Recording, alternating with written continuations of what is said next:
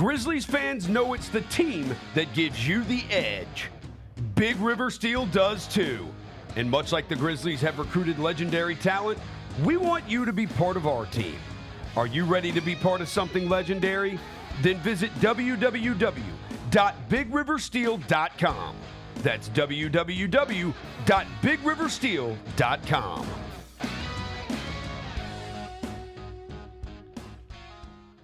Jeff Dunham, Artificial Intelligence, his all-new tour. You're the other white meat. How can you be so smart on one hand and so stupid on the other? Well, you're half of it. I realize I could have avoided all this years ago with one simple word. I do not. Silence! Don't miss a Memphis. Friday, April 10th, FedEx Forum. Tickets on sale Monday, September 29th at jeffdunham.com. Thanks for showing up, Memphis. Nothing beats catching your Grizzlies IRL, and nobody knows that better than you. So next time you want to hit up a game, Ticketmaster's got your back with tickets to every upcoming matchup. Whether you're catching the Grizzlies at home or on the road, you'll find tickets at Ticketmaster, the official ticket marketplace of the Memphis Grizzlies and the NBA. Keep putting that jersey collection to use and get Grizzlies tickets today. There's no better brag than saying you saw it live. See you courtside again soon, Memphis.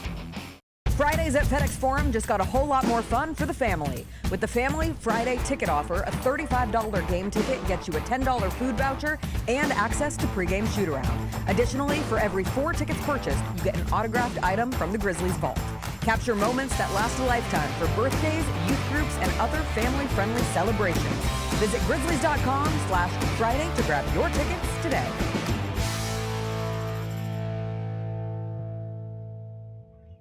Live from FedEx Forum, this is The Odds Couple on YouTube at Grind City Media and the official Grind City Media app. Here's Rob Fisher and Lang Whitaker. Hello, good people. Welcome, everyone, to the Odds Couple Thursday edition of the large program. Glad you are with us. It is a busy time of year. Major League Baseball opening up their season today. There was a game last night, but that doesn't really count. Today's opening day. Yeah. Last night was opening night. Tomorrow's opening day. Today's opening day. Tomorrow for the Braves. Tomorrow, opening day. That's right. Also, we got the NCAA tournament.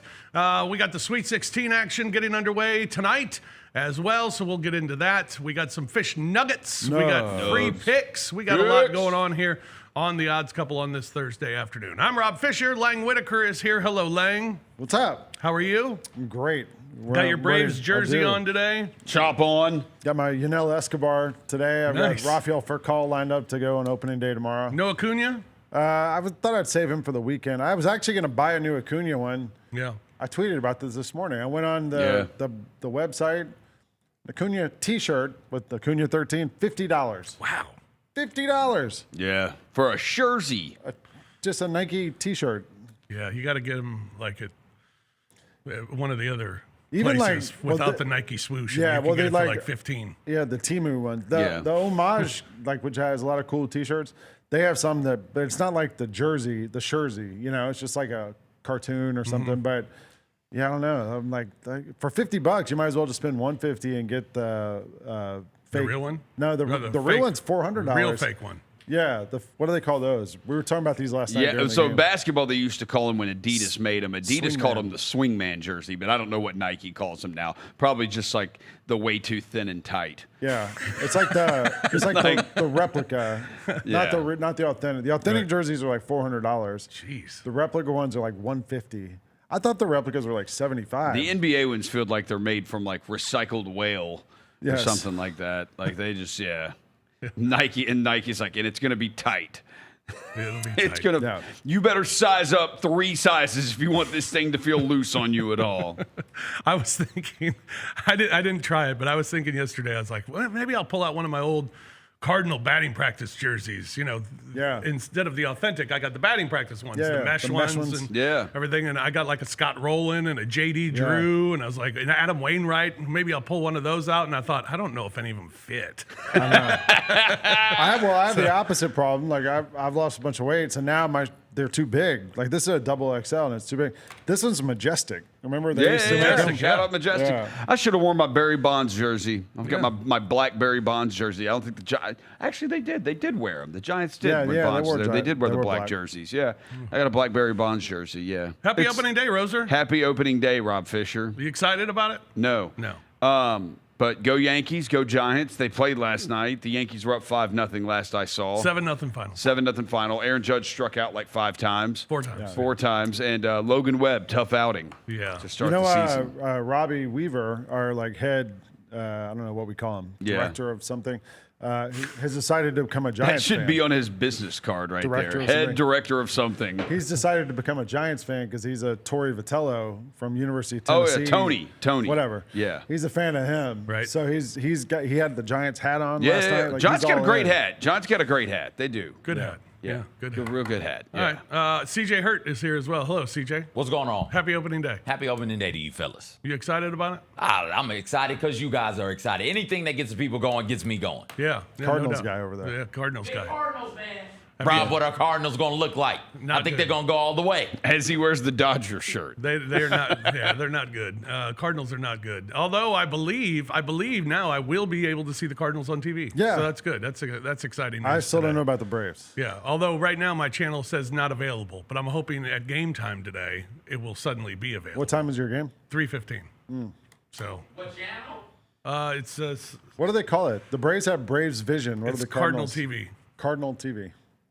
Yeah, and it's on Uverse, so it's on like 766, I think, or 1766. For the First step HD. to being able to become a fan of a team is you must be able to watch said team on television. Although not a given today with a lot of sports fans, but back in our day it was. Yeah, I know So, too well about this whole RSN issue. Yeah. Yeah, unfortunately.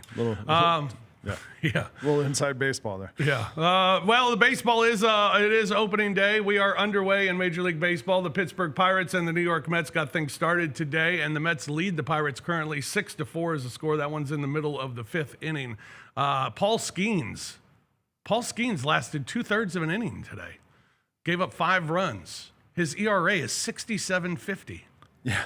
That's amazing. I don't think he wasn't sharp. I watched the first inning and he gave up. I think he walked Lindor to start the game and then was having some problems with his command. But he should have been out of the inning. He got a fly ball to get out of the inning, and O'Neal Cruz misplayed it, went over his head, cleared the bases, and kept the thing going. Yeah. And so that's why he got yanked. Although still 37 feels like a very low amount of pitches. I assume it's because he missed some spring training for the World Baseball Classic. Well, we were talking about it earlier. I think Roser hit it on the head. It's because we don't let guys pitch anymore. Might be part of Yeah, it. you don't Period. let anybody pitch. Don't let anybody pitch. 37 pitches. You know, Adam Silver had to step in to make sure we'd let guys play basketball still. Yeah. It's just. Yeah. There's kind of a thing with, I don't know, there's kind of a common theme here with sports and guaranteed contracts. Yeah. Just saying. I like the 65-game rule. And I know the I Players love the Association 65-game is like rule. now pushing back on it. And no, let's keep it. Yeah, I'd love the 65-game rule. I love it. The only thing that's different that I did read a good thing about this is, to be eligible for like the points per game, all that, you have to play, I think, 58 games. Yeah. So it just feels kind of weird that there's I agree a with you on difference that, there. yeah. So maybe we find like the Yeah. in-between on that. In But Rookie of the Year, I guess there's no limit. Is there? I don't know. I mean, it's not 65. I know that. Oh, I don't know. Because people were saying Cooper Flagg had to play so many games, but he didn't. Because Rookie of the Year, I don't think there's a. Well, I thought that's why they minimum. were saying Con Knippel's going to win it. No. He's just been awesome. Well, I know. Yeah. Yeah. Yeah. The other baseball scores today, the Milwaukee Brewers' Jacob Mizorowski's on the hill, one of Lang's stars of the future right. in Major League Baseball. Miz. His Brewers lead the White Sox 4-1. That one's in the top of the 3rd. And the Washington Nationals and Chicago Cubs are underway. They are even up at 1 apiece. Cubs batting in the bottom of the 3rd inning as well. So that's the baseball that's going on right now. We got the Twins and the Orioles are just about set for first pitch. Joe Ryan and Tyler Rogers on the hill in that one. Or Trevor Rogers, I'm sorry. Joe Ryan and Trevor Rogers on the hill for that one coming up here in moments. You're looking at the National League winner for the National League this year. It's pretty amazing how much of a favorite the Los Angeles Dodgers are at plus 115. And then your next team is the Mets at plus 700. And the Phillies at plus 750. The Cubs at plus 950. And then the Braves at plus 1,000.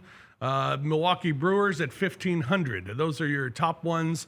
It's incredible how big of a disparity it is between the Dodgers and the Mets, but I guess why not, right? Yeah, I don't think it's that surprising. I mean, the Mets are spending a lot of money. The Dodgers are spending like twice that amount or some crazy thing. At least. They go out and sign everybody. So, like, I'm not that shocked. Also, it's the Mets. They're going to screw up somehow. The guy messed up the national anthem today. Oh, no. Home opener for the season. The guy from Hamilton forgot the words.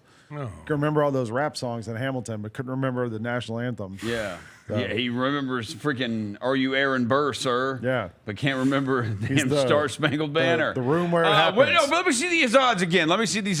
I already know what I'm picking, so you really don't have to put them up there, but we're going to. Giants, 30-1. There we go. No. Coach G-Man. Coach isn't experienced. I think a couple of shots you could take. The Cubs at plus 950 is not bad. Padres is interesting. Padres at plus 1,800 I think is a good one. Too. If you really want to go crazy, the Pirates. Yeah. You believe in the Pirates? I don't know if they had the pitching. Same with the Braves. Like, I think the Braves had the hitting. I don't know if we got the pitching. Yeah. But, I mean, the Braves might be a fun bet, too, just because Acuna's coming off that World Baseball thing where he was awesome. Like, maybe he's back to MVP, status. All right. Let's check the American League. The New York Yankees are the American League favorite, although this one's a little closer. Yankees at plus 470, followed by the Mariners at plus 500. Last year's American League champion, Seattle Mariners, at plus 500. The Boston Red Sox they weren't the American League champion. Toronto Blue Jays were the American League. The Blue Jays were the American League champions. Because I went to the World Series, Game 7. I was there. Yeah, you were there. Boston Red Sox at plus 650, followed by the Toronto Blue Jays at plus 700. Then you have the Tigers and the Orioles at plus 900, the Astros at plus 1,000. I think the Orioles could be interesting there with the addition of Pete Alonso, a big addition there. Maybe at plus 900 if you want to take a flyer on somebody. I wouldn't put money on them, but I'm going to be a fan of the Athletics this year. I agree with you. I think they'll be fun to watch. They were fun to watch last year, I thought. And now they didn't trade all their young guys. They're going to hit a lot of home runs. They play in a minor league stadium. Like, the whole thing's ridiculous, but it's going to be fun to watch them. So I'm going to. I agree with you. So A's might be one of those teams that could be interesting in the American League this year. I think the A's will be one of those teams. They're going to compete early on, at least. They did last year, where they were pretty good for the first couple of months of the season, at least. But the A's at plus 4,000 at 40-1. Go interesting. Go Yankees. Yankees. Yeah, I don't know what you can get on the Yankees Giants parlay, World Series matchup, but yeah, go for that. For how many years have we been doing this show? 7. This is year 7. This is the 7th straight year I've picked the Yankees and the Giants to be in the World Series. One of these years I'm going to be right. Yeah. And you're going to say, told you. Yeah. Told you, Yankees and Giants. All right, we'll get to more baseball coming up a little bit later on in the program when we get to tonight's slate. We'll talk about some of the big games and big matchups, big pitching matchups coming up tonight in Major League Baseball. And we'll keep you posted on the scores going on this afternoon in Major League Baseball. Now, last night, all 4 of us were at the Grizzlies game against the San Antonio Spurs, and it was a show. The Spurs put on a show against the Memphis Grizzlies last night. Victor Wembanyama put on a show against the Grizzlies. The Spurs have now won 25 of their last 27 games. Are you convinced after watching last night and seeing that team play? Are they the Western Conference favorite after watching the Spurs? I think you got to keep the Thunder there just because they won it last year, and the Spurs own the Thunder this year. I know. So but I would keep the Thunder there. You could also make the argument the Thunder are just waiting to turn it up a notch. They've had a lot of injuries and stuff this season. The Spurs started without Wembanyama. Now they look healthy. They look great. Spurs are awesome right now, but I want to see them do it in the postseason. But we were all just talking before we went on the air. Like that was a really fun game to watch for the opposing team because they were so good last night. I talked to one of the Spurs coaches last night before the game, and he was like, we kind of thought we'd be good, but we didn't think we're going to be this good. He was like, this is like, it's a little kind of scary how good they are right now. And the different ways they can win. Defensively, they're so good. Offensively, I mean, you saw last night those plays with the balls getting passed 8 times, and then they make the shot at the end of it, which we don't do. So I think the Spurs, I'd put them number 2 in the West behind the Thunder. Roser? You know, it's interesting. They're an awesome defense when Wemby's on the court, and they're not so great, not nearly as good when he's off the court. To me, I still would probably say I would not say they're the favorite. There's nothing about last night's game, watching them against the Grizzlies, that makes me, it's going to be like, oh, that puts me over the top in thinking that the Spurs are without a doubt the best team in the Western Conference. They have owned the Thunder. I still think Denver is going to have some. They're going to have to be heard from, and I still think Minnesota is right there. Like, I can't ignore the fact they've made back-to-back Western Conference Finals, so I still think they're too. And I think San Antonio is going to run into this issue. They are a jump shooting heavy team. They are. They take a lot of jumpers, a lot of threes. And dunk on you 100 And they times. don't have Steph Curry and Klay Thompson, So I definitely see there's going to be times where when they do have De'Aaron Fox in there, De'Aaron Fox is going to have an inefficient nights, and it's going to be, why is De'Aaron Fox taking 17 shots when he's going 5 for 17? Why is he doing that instead of, and Wemby's only taking 14 shots? Like, I do think that's going to happen. So, no, I would not say the That's Spurs crazy they did that last night without him or Cornette, who plays a big role for them off the bench. Yeah. Well, it helps when you're playing a team that has no one over 6'8". Sure. Yeah. Like, they didn't need Wemby to beat us last night. No. CJ, what were you impressed? No. What? Were you impressed by the Spurs? No. Against that version of the Grizzlies? What? Yeah. The Hawks just beat the hell out of the Spurs. The Hawks have won 15 of their last 16. Mm-hmm. Like, that's at this but the point Hawks, in time, they're 15 of 16. They beat one team over 500. That's fine. That's fine. The Spurs are good. I think that at a certain point early, they'll fall apart because they just hadn't had a whole bunch of playoff experience. If you look at the collective of guys who are going to be major contributors for them come postseason time. Like, it's hard. It's a different game come postseason. The game in the regular season is you want to win, but you're not willing to sacrifice your body, right? Like the Timberwolves and the Rockets played last night, and that was a playoff type game. You got Sengun falling on his face, sacrificing his body to try and get a win. He's a flopper. He didn't flop that time. Two things can be true. He is a flopper, but he did fall on his face. He didn't flop that. He got up there to block that shot, come hella high water, and then he took landed a charge on right his after face. that too. Yeah. So like it's when those types of things are happening, when everybody ramps the level of physicality and level of intensity up, if you ain't never seen it, if you haven't gone through it, you can't really replicate that. And that is a learning curve for teams their first couple of times in the postseason. You look at the roster and it's, okay, Harrison Barnes is there, and he's playoff tested. He's got a bunch of them. But I don't think De'Aaron Fox maybe has a playoff series or two under him, and everybody else is only one. It's hard for me to envision a team like that that's so new to the postseason all of a sudden coming in and beating a Nuggets team in a 7-game series. Or hell, even a Clippers team in a 7-game series if they end up in a 2-7 type matchup, right? So I like them a bunch. They're a tremendous regular season team. I'll have to see it to believe it in the postseason. Not because they aren't good enough, but because there's something else going on in the postseason I don't think they're quite ready for. Harrison Barnes has won a title. Barnes has won a title. Cornette's won a title. And Fox had the one playoff series with Sacramento where they got curried in Game 7. But no, they do not have a lot of experience at all. And I'm not even talking about championship pedigree or anything. I just want you to have some postseason experience. Yeah, no, they don't really. They don't have any, with the exception of one, maybe. What two about Wemby's players. Olympic experience? Does that count? No. Because it's different. The Olympic physicality is completely different than what's going on over here. Like big game. But big game.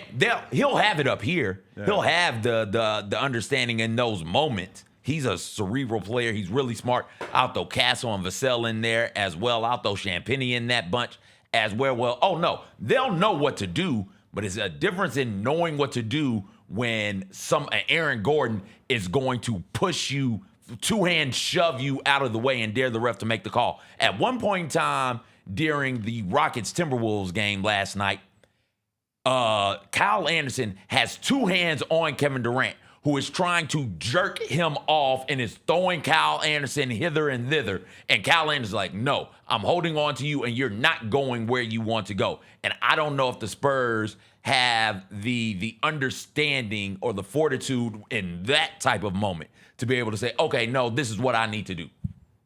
I don't know how anybody stops Wemby. I don't either. On either end of the floor. Yeah, I mean, the way you stop him, honestly, the offense is like if the jump shot doesn't fall. Like, he takes jumpers. He takes a lot of jumpers. And, like, if sometimes they're not going to fall, like, they may not, you know? You just need to get lucky? So, no, I don't think. Yeah, pretty much. Like, he may take some shots. He's going to shoot over anybody. Yeah, he's going to shoot over you, and they may not go in. So... You just make him take tough shots. That's all you can do. And he will settle for tough shots. It's not just jumpers, but it's tough contested shots. So if he's playing somebody who's able to get under him, and you can, and get into him and sort of ride him out, he'll end up catching the ball further than where he wants to be. He'll turn around, square up, try and go to a move, but he's a bit further away from the basket. You can test it, and then you live with the results. The thing you do to him defensively, they want him to play free safety. They just want him hanging out, being a rim deterrent. Whoever he's guarding, get in scoring position. The Knicks did this. Josh Hart did a tremendous job of this. Like, okay, y'all are going to guard me with Wemby. I'm not a tremendous three-point shooter, so I'm not kicking it at the arc. I'm not. I'll be right at the top of the key. I'll be maybe elbow extended a little bit, and I'll be in that dunker spot. And he's not going to be able to be the rim deterrent the Spurs want him to be because he has to account for me. And if he doesn't account for me on the shot, I will go in there and get a tip out, and we'll get the offensive rebound, and we'll get extra possessions. All right, like come the postseason, Victor Wembanyama is incredible. But come postseason, it's a completely different game. You're not playing the Grizzlies. You know, you're not going to be playing the Mavericks. They only had like 12 fast break points last night. It wasn't it's was mostly in the half court. And it's only a matter of time. Like, dude, he's going to figure everything out, and there's going to be nothing like. Yeah.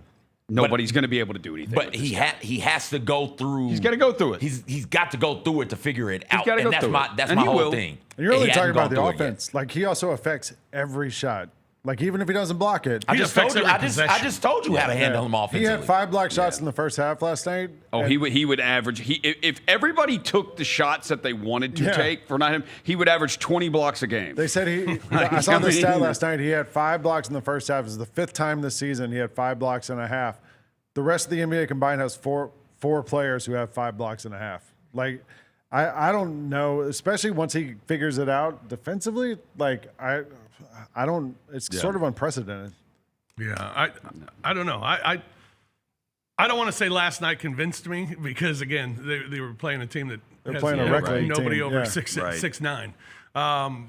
But that was impressive, and what they've done, 23 of their last 25 games is impressive. Losing just twice since the All-Star break is impressive.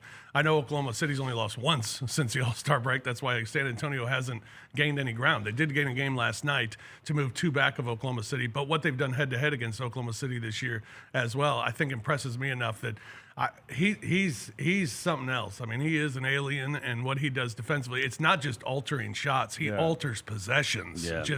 I mean, like you said, guys can't get to their shots where they want to take their shots. I mean, guys are driving in the lane, looking up, saying, "Oh, okay, well, I'll dish it back out." I think it's incredible, and I'd pick the Spurs. Offensively, there's going to come a time where he does figure it all out, and he puts it all together, and by that, all he's going to figure out is he's going to learn. Because sometimes he falls too in love with the jump shot, and he'll learn not to do that. He'll learn the balance of when I need to make this jumper, take this jumper, and make this jumper versus when, okay, I'm just going to go down low. I'm going to dominate with a jump hook because I'm taller than everybody. They also have really good depth around him. Like, it felt like all those guys were sort of interchangeable. Castle, Champagny, Vassell. Like, there was like about 6 guys that they could run out there at any given moment that were all really good. So, their ball movement. He's going to get stronger, too. Yeah. He's going to get stronger. Let's take a break. When we come back, we'll get into the NCAA tournament, and we'll play a little pick it or park it. We got that coming up in our next segment. We got fish nuggets as well. It's all ahead. We're just underway here on The Odds Couple on Grind City Media. Junior Grizzlies summer camps presented by Ortho South are the key to a slam dunk summer with over a dozen 4-day camps perfect for hoopers ages 6 to 14 looking to build fundamental skills and make unforgettable memories. With camps across the Mid-South in Tennessee, Mississippi, and Arkansas, you won't have to go far for the ultimate hoops experience this summer. Registration comes with a Junior Grizzlies jersey, lunchbox, and a basketball to take home. Don't wait, space is limited. Visit grizzlies.com/juniorgrizzlies today to secure a spot for a fun-filled summer. That's grizzlies.com/juniorgrizzlies. Grizzlies fans, dunks, dimes, and no-looks are great on TV, but nothing compares to catching them IRL. And that starts with buying tickets at Ticketmaster, the official ticket marketplace of the Memphis Grizzlies and the NBA. Ticketmaster gets you to the game so you can catch every highlight in person. From seeing your favorite Grizzlies stars up close to hearing the squeak of the sneakers on the hardwood. Put that jersey collection to use and get tickets at Ticketmaster. There's no better brag than saying you saw it live. See you courtside, Memphis. Let's face it, there's a lot of trash talk in basketball, but the great teams let their performance do the talking. Like Ford F-150 with Pro Power on board, a class-exclusive industry-first feature that turns your truck into a mobile generator and leaves the competition speechless. Ford F-150, official truck of the Grizzlies. Greatness starts here at your Mid-South Ford dealer. Class is full-size pickups under 8,500 pounds, GVWR. Kroger shoppers and Grizz fans. Want exclusive last-minute discounted ticket deals texted straight to you? Sign up with the new Kroger Buzzer Beater deal. Fans can sign up by texting Grizz to 636-479 or visit your local Kroger store in the Delta Division and scan the QR code. By signing up, you agree to receive recurring automated promotional and personalized marketing text messages from the Memphis Grizzlies. Consent is not a condition of any purchase. Message frequency varies. Message and data rates may apply. Welcome back to The Odds Couple on YouTube at Grind City Media and the official Grind City Media app. Here's Rob Fisher and Lang Whitaker.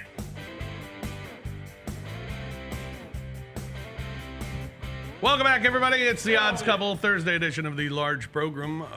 Don't forget, we're with you every Monday and Thursday at 2 o'clock. It's fish. Right here on Grind City Media, so you can join us on Monday as well. We'll recap the big weekend coming up. But we got a big weekend this weekend, starting tonight with college basketball. The NCAA tournament continues. Has anyone been paying attention to the NIT? No. No? Okay. I saw that it was on the other night, but I haven't. Yeah. I bet on it the other night. Who's in it? Tulane. Oh, okay. They're in it. Illinois State. Wow. I believe Illinois State, if I'm not mistaken, I think they won the other night. Yeah. And I don't know who else. Were you betting on this? Yeah. Oh, you are a degenerate. Yeah. Well, it was basketball, and You're it was on. a savage. Yeah. I got bets today. I got bets today, too. All right, let's get into the NCAA tournament. We'll play a little pick it or park it. Pick or park. We got action 4 games tonight. We'll start with Texas and Purdue. It's Texas and Purdue getting at it tonight.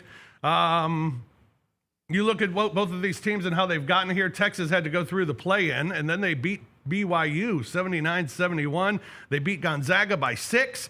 They're an 11 seed, and they're a 7.5-point dog against Purdue. Purdue walloped Queens of North Carolina 104-71, and then they beat Miami by 10. Pretty impressive. And now they take on Texas as a 7.5-point favorite. The total at 148.5. Purdue or Texas? What do you think, Lang? I'm parking it. Parking it. Yeah, I mean, I know Texas beat these teams, and BYU's beaten up, and Mark Few pointed out, he was like, the Gonzaga coach, he was like, this is not a Cinderella team. This is a SEC team that just had a bad regular season. Yes. They have the resources. They have the coach. Staff, the coach. They have like everything you should have. So I don't really know what to make of this one. Purdue is favored by 7.5. It's a big number. I'll just sit that one out. All right, Roser. I'm going to park it. I have no interest in this game. Money wise, I don't feel comfortable betting it. I feel like it's either Purdue or pass, but I don't really trust Purdue to cover a number like that. Like that number feels like I'm essentially saying they're going to win by double digits, and I don't feel that way. So maybe they do, but I don't have enough. I don't trust it enough to bet on it, so I pass. All right, Park CJ. it. I will pick this game, and I'll take Purdue. Their offense is so good. One of the most, not one of the most efficient offense, according to Kim Palm in the nation. They shoot the three really well at almost 40%, right around 38.5. That's good for 10th or 11th in the nation. They have somebody who's a legitimate player of the year, All-American type, in Braden Smith. If he hadn't set the NCAA assist record yet, he'll surely set it as they continue to move about this tournament. Got a coach who's been there, and they've got players who've been here as well. This is a senior class, and there's a ton of production coming from them, and they've been here since they were freshmen. And so you're looking around, and it is, okay, well, 4 years ago, what happened to Purdue? They ended up 116 losing. And then after that, I do believe the very next year, Edie and them got to a Final Four national championship game. And then it was a Sweet 16 last season. So they've got their tournament tested. They're led by veterans. Braden Smith, with the ball in his hands, is one of the best point guards in college basketball throughout the course of the season. I just can't envision Texas having much of anything to do or say about this game. I think it gets out of hand quick. If Texas couldn't handle Acuff and them, and Texas couldn't handle Filan in Alabama, I'm not sure. It's a different player. Not the same type of athleticism, not the same type scorer or finisher, but I'm not sure they'll be able to handle what the Boilermakers are going to throw at them on the offensive end. Give me Purdue to cover that. I'm with you, CJ. I'm picking Purdue in this one as well. I thought the Miami win was really impressive. A Miami team that had been playing so well. And Braden Smith played like hot garbage in that game, and Purdue was in control the entire time. Yeah, that's what was impressive about it. In Texas, I don't think their road has been that difficult, really. I think Gonzaga was an inconsistent team. That's a team that didn't look great this season, really, for most of the season. BYU, they were so banged up. All they had was A.J. DeBanza, and they let DeBanza beat them, and nobody else did. The Gonzaga thing's true, because when I watched their opening round game against Kennesaw State, the one thing that stood out to me watching Gonzaga, I was like, they are less athletic than they have been in years past. And Gonzaga had a run where they had athletes, and this feels like a way less athletic team, and that part of that's probably the portal and how things are now. And they're not able to get the quality of player that they did. But Mark Few obviously has a system, and they get skill, and he coaches them up. But they were lacking for athleticism. Yeah. So I'm going Purdue minus the 7.5. Texas's Cinderella run comes to an end tonight. All right, next up, we got in the South region, we got Iowa and Nebraska. The number 9 seed Iowa Hawkeyes, after they knocked off Florida 73-72, and they beat Clemson in the first round as well. Nebraska, meanwhile, they knocked off Vanderbilt 74-72, and they beat Troy by a bunch, by 30 in their first round. So 4 seed Nebraska, 9 seed Iowa, only a 1.5 point line here for the 4 seed. Nebraska favored by 1.5. Lang? I'm picking Nebraska. All right. I'll take the Cornhuskers here, because Iowa's 5-5 in their last 10 games. And you get Price Sanford against Bennett Sturts. Nice little matchup of shifty guards. I don't like Hoiberg, the point guard for Nebraska. Just he's kind of annoying. But I think they're going to win this game. They went 28-6 this year, and I think they win by more than 1.5. So I'll take the Cornhuskers. All right, Roser? I'm going to go the other way. I'm going to pick this, and I'm going to go Iowa. Ooh. And my reasoning is if they can slow down Florida, they can do it to Nebraska too. And I don't think Nebraska has the players that Florida has, so I'm going to take Iowa here. Okay. Oh, the 9 seed going through. To the I think that coach at Iowa might legit be like a basketball genius when you've seen what he's done at the D2 level to Drake to now Iowa. Yeah. All right, CJ? I will pick this as well. I'm going to stay away from it, because this is going to be a great game. It's going to be close. I don't know who is going to win. These teams have played twice this season, once in the regular season, once in the tournament, and it was a 5-point game both times. It felt a whole lot closer than that. The tournament time that they played, that I do believe Iowa won it.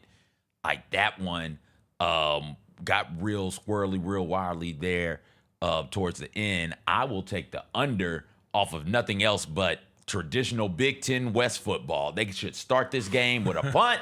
They should kick a couple of field goals to get everybody excited and then get out there. Yeah, I'm taking under. Yeah, and that's why. Let's go. Under 131.5. Oh, yeah. Give me that under. Yeah, under 131.5. I think they got to 150, maybe 160 the last time they played, but they got there with overtime. Right. So I'm going to hit that under. All right. I'm going to go with Nebraska minus the 1.5. Right. I think this is a nice little run for Nebraska. Nebraska winning in the NCAA tournament for the first time ever, and now trying to make it 3 in a row, and I think they get it done. They're a 4 seed, and Iowa is a 9 seed for a reason. And Lang, you pointed it out, 5-5 in their last 10 games. I like Nebraska. I think they're on a good run and playing really well here at this point, even though that Vanderbilt game was very close. Their first round game was not. Against Troy, a Troy team that many thought would upset Nebraska in the first round, and it did not happen when Nebraska went in by 30. So I like Nebraska, the 4 seed, moving on in the South. All right, next up, we got Arkansas and Arizona. Arizona is a 7.5-point favorite over Arkansas. Arizona's path, they beat Long Island by 34 points, and then they beat Utah State by 12. They haven't really been tested. Arkansas, meanwhile, they beat Hawaii by 19, and then they beat High Point by 6. This game's fun. It's got some of the best players in the country here. Arizona, maybe the best team in the country, and then Arkansas with the guy that we were all familiar with now in Darius Acuff Jr. as well. And John Calipari, of course, the head coach. Lang, what do you think? 7.5 for Arizona. How about this? The last 10 games, Arizona 10-0, Arkansas 9-1. So 2 teams coming in hot. Yep. I was looking up this game earlier today. The craziest stat that I found, in their first 2 games in this tournament, Arizona has shot 72 free throws. So they're going to the line a lot. And we've seen Arkansas this year a couple times. Even that Alabama game that went to double overtime, like they don't play a lot of guys. They keep it kind of tight. And I thought at the end of that High Point game, Acuff looked a little gassed for the first time in a while. And look, they've had this run through the tournament where they looked really good. And I said, all right, so they had a couple of days off. I wonder if they get into a little foul trouble. I just think Arizona's got too much depth and too many athletes. I love Arkansas. It's been fun watching them play. I really like the way their team is made up. I like how they have Acuff. They have some athletes. I like Brazil, the center. But I think Arizona's too much. I think either Arkansas messes around and wins this game or they get blown out by 20. The 7.5 number kind of scares me, so I would probably just sit this one out. All right, Roser? So I think Arizona is clearly the better team. But I do think Arkansas does have the athletic advantage here. But like Link said, they don't play a ton of these guys. And their defense sucks. Yeah. Like Arkansas's defense is not good. You can score points on them. They give up 86 a game. Yeah, I'm tempted to go over, but that is such a large total. 166 and a half. 166, that is such a big total. I'm going to say Arkansas can keep this close, and I'm going to take the Hogs with the points. You can get it 8.5, too. Wow. You can get 8.5. All right. CJ? I can't remember which one of you fine gentlemen said it. Arkansas doesn't defend well enough at this point now. And so whereas Arizona is top 5 in KenPom in both defensive and offensive efficiency, Arkansas is up there in offensive efficiency, but defensive efficiency, they're in the 50s, excuse me. I look forward to seeing the matchup of Bradley on Acuff, a senior for Arizona going up against the All-American. Well, I don't know if he's All-American. Is he All-American? He's All-American in my heart. All-SEC Player of the Year, Darius Acuff. I look forward to seeing Koa Pete and Brazil battling out. I love both of them so very, very much. I also look forward to seeing Burries. But at the end of the day, Arizona is a better team, and they have not necessarily the same caliber of star as Acuff, but they have multiple stars on that team. They have Big 12 Player of the Year and 2 dudes who might go in the lottery of the NBA draft. Give me the Wildcats big in this one, laying the sand. Darius Acuff, a consensus first-team All-American. Although I want to That's the one wild card with this game is Arkansas's got the best player. Yeah. They've got the best player. Berries is a really good defensive player, and I want to see him guard Acuff and see what Acuff does. And that's the thing. You could throw Burries at him, you could also throw Bradley at him. So it's not going to be one man on him all game. You can throw multiple people at him, and I don't think many teams in the nation can say that. Yeah. I'm Billy Richmond's kid. Yeah, he's a great defender. He's a really good role player. He absolutely has developed into that. I'm going with Arizona minus the 7.5 as well. I just think they're deeper and they're a better team overall. And I think this is a game. I think it'll be close for a while. I don't agree with you, Lang, about it being a blowout or Arkansas screws around and wins this game. I think it'll be close to the line, and Arizona will cover just barely. I'd say 9 points. Arizona win, but Arizona covers. Where are they playing this one? That is in San Jose. Okay, so it's all right. Yeah. I didn't know where in the West it was. Yeah. All right. Then we got Illinois and Houston in the South, as well as number 3 Illinois and number 2 Houston. And Houston is a 2.5-point favorite in this one. Houston just cruised past Idaho and then cruised past Texas A&M.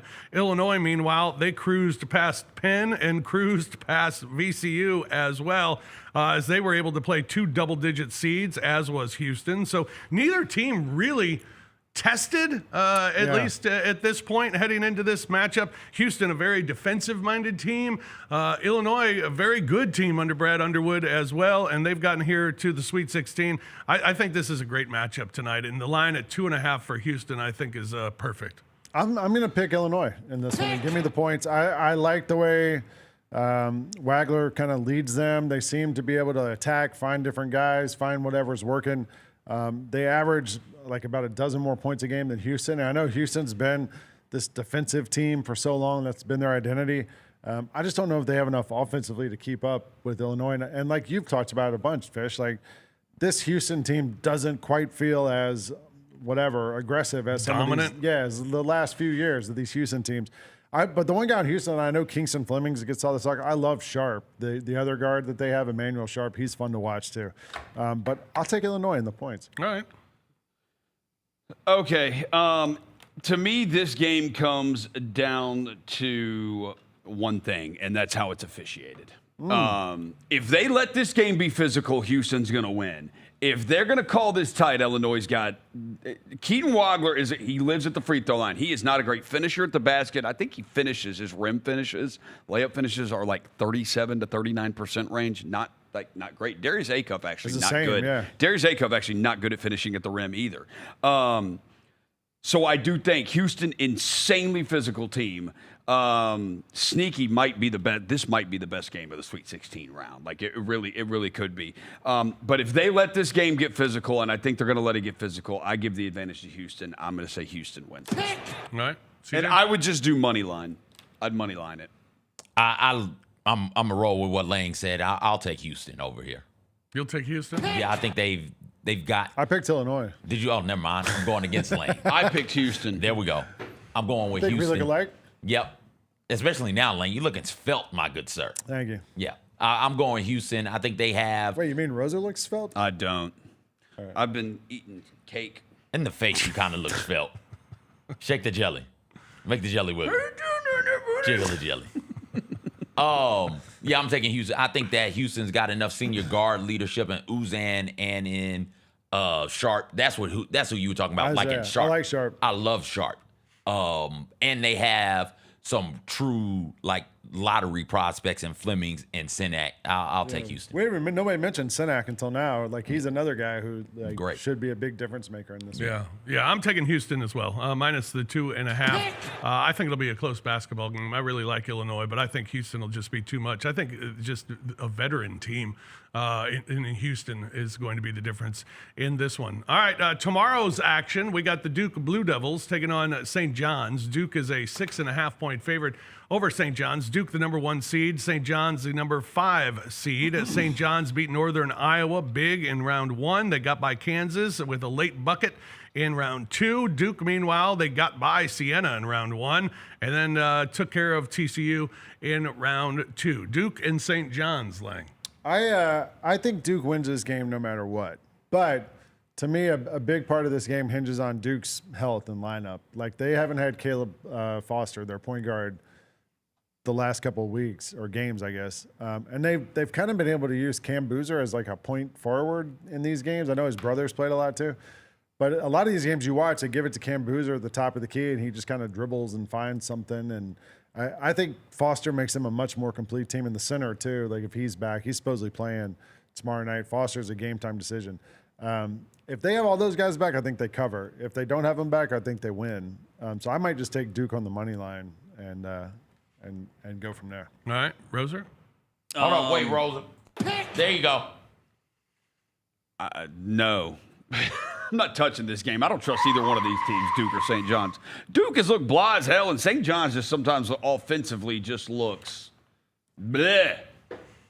I think St. John's a lot of times this season has looked bleh. Right. I don't trust either one of these teams. I watch Duke play, and I'm like, they don't look athletic to me. Nope. And it's not just Cam Boozer. It's the rest of it. Now, they've had injuries, too, but I'm like, I don't know. I don't trust either. They've been missing two of their best athletes. Yeah. You know? Yeah.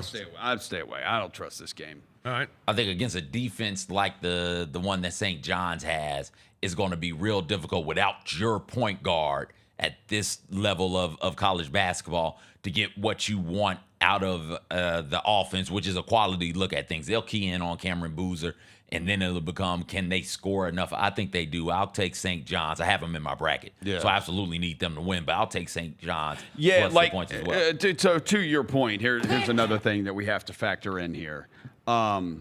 It's Rick Pitino against John Shire, and Pitino's had like 4 to 5 days to get ready for this. So I don't. Wait, Friday? No, he's had like 5 days, 6 days to get ready. Is that for negative this, for Pitino or Shire? That's negative for Shire. Right. Yeah, that's a good thing for Patino. Yeah. I mean, it's Rick Pitino against John Shire. What has John Shire done that makes you think he's some freaking mastermind head coach? Felipe Lopez ain't walking through that door. He's not. I'd rather have Rick Pitino than Felipe Lopez. I think Duke covers this one, and I think they cover it easy. More like cute.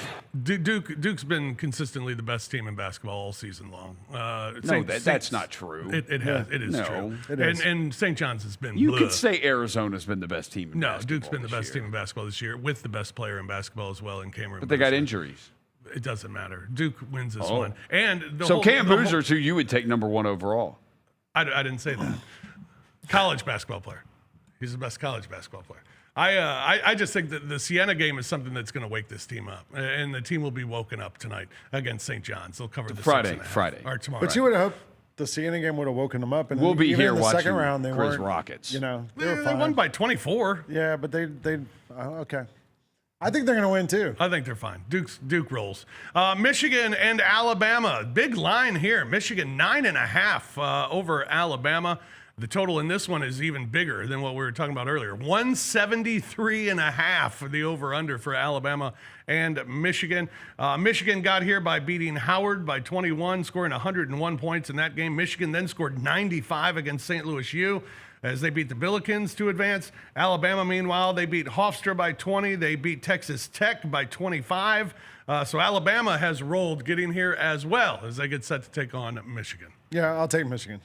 Minus the points. I don't trust Alabama in this game at all. I mean, Philon's been pretty good, stepping up since what's his name, Holloway got suspended. But I'll take Michigan in this one. They're going to bully them. Like CJ talked about it.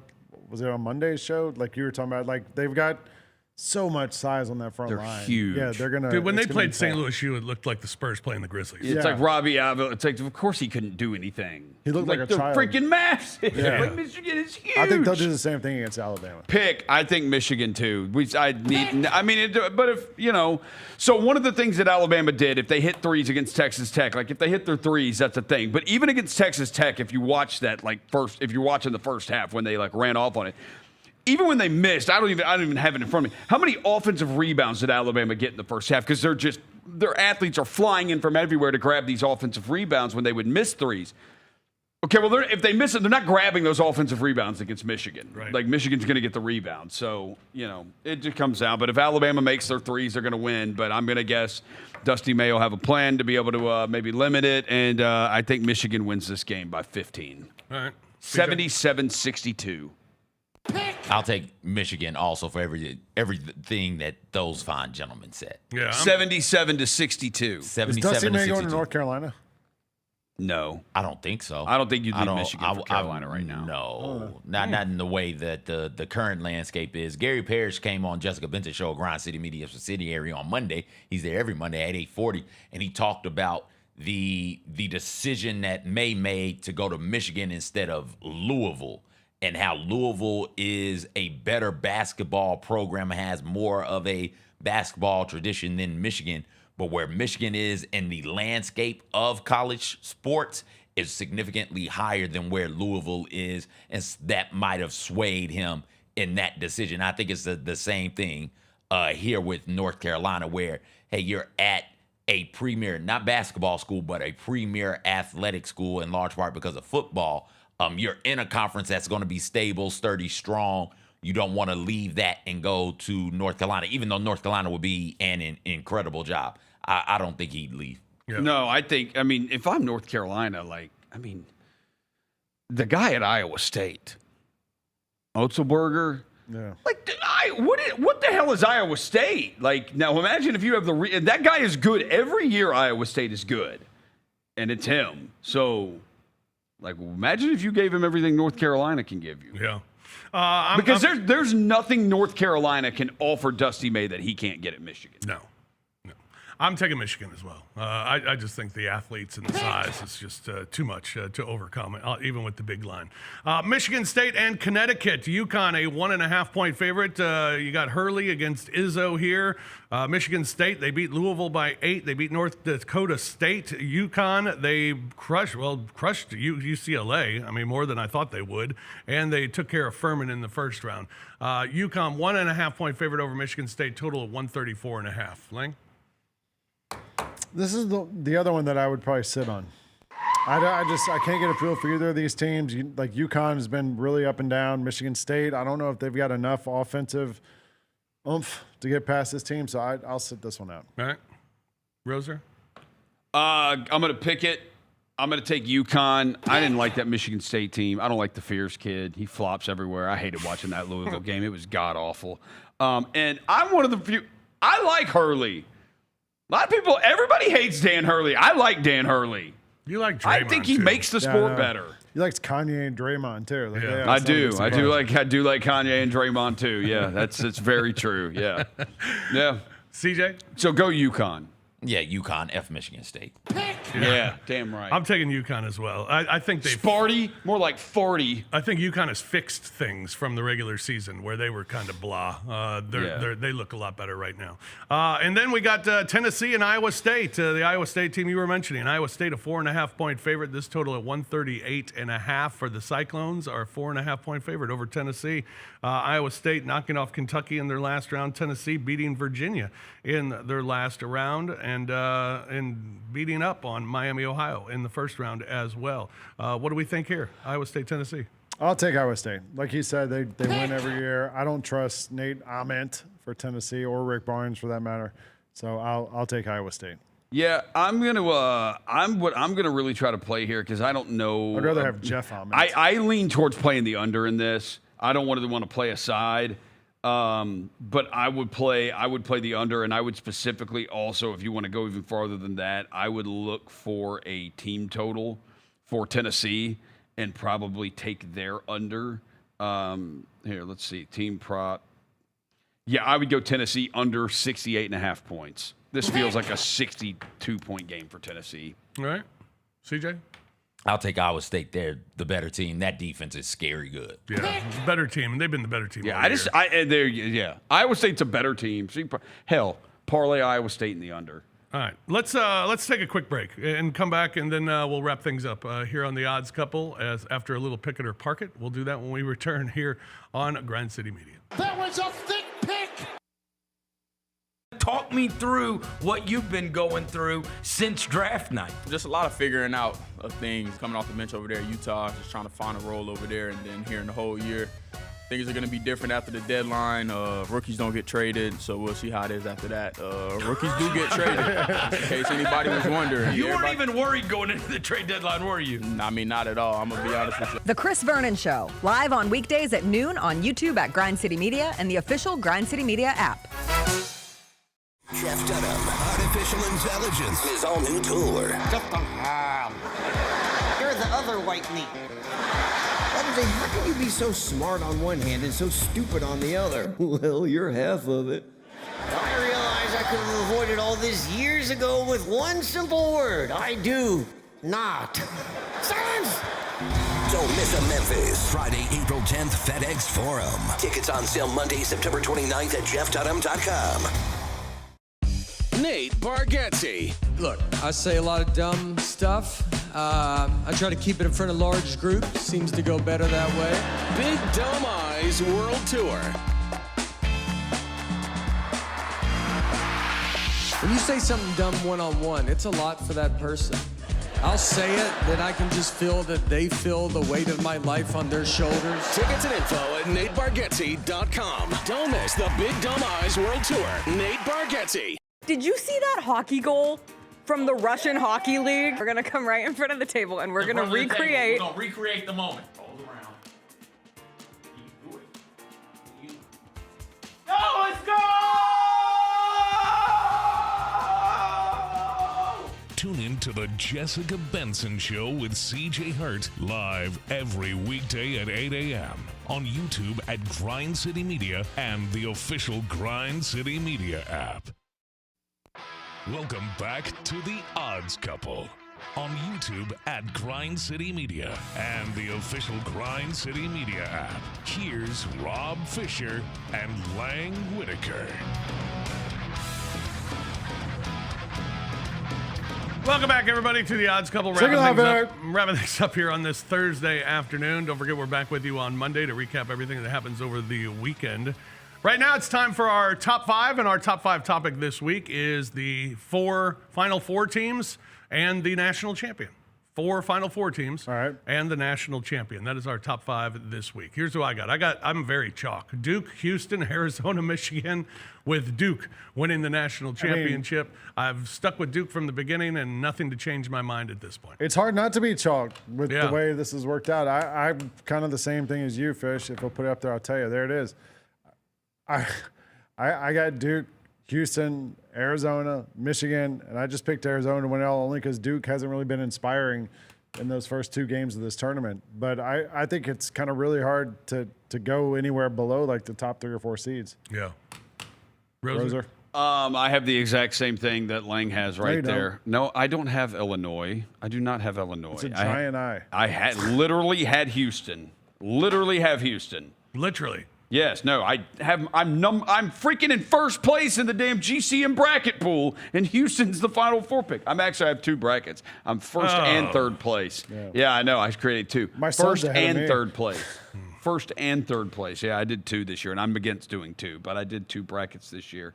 But yeah, with Arizona winning. But I will say, might be hunger. Might have to go to the bathroom. Not sure. But I got a feeling come Monday, some ish is going to have happened. What does that mean? I would say watch out for Purdue. Watch out for Purdue. And then, watch out on that East region too. Okay. I could see some stuff getting shaken up. I would be shocked if Michigan and Houston are not in the Final Four. But the other 2 regions, East and West, just a feeling. Yeah. All right. No black-eyed peas. CJ? The black eyed peas might be the reason your stomach is messed up. I haven't eaten them. UConn, Houston, Arizona, Michigan, and Michigan has a champ. Yeah. No surprise there from CJ. Michigan is that champ. Yeah. All right. We got Major League Baseball opening day is today, and a couple of notable games tonight. Well, we got one starting in about 10 minutes. Tarek Skubal on the hill for the Detroit Tigers as they take on the San Diego Padres. Detroit a minus 130 favorite. Cardinals and the Rays get underway at 3:15. Tampa a minus 125 favorite. Drew Rasmussen against the Cardinals opening day starter Matthew Liberatore. Oh my God. Boy. Yeah. How about that? That gets you excited for the season. Dodgers are a 250 favorite over the Diamondbacks. Zach Gallen on the hill for Arizona. Yoshinobu Yamamoto on the hill for the Los Angeles Dodgers tonight.